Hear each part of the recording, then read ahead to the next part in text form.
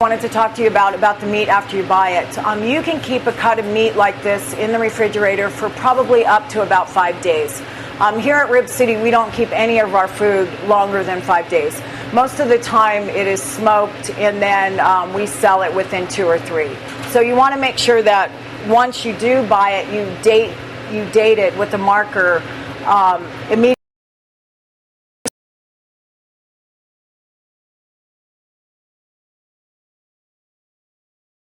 Styles of barbecue.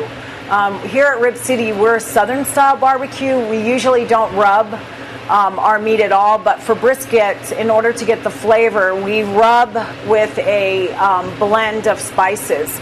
And this is just a blend that I picked up in the grocery store. What it does is it has brown sugar, and that's the best part of it. If you don't find a rub with brown sugar, then you can just add it.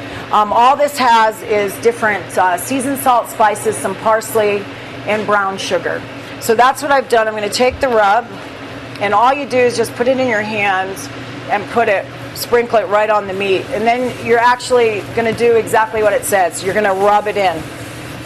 So you're going to rub it in pretty heavy, because what this does is adds the flavor to the toughness of the meat. So I'm just going to spray it on here, and you can never put too much or too little. It depends on your taste. This style of barbecue is more of the rub style. We do a wet barbecue here at Rib City, but we'll get to that part later.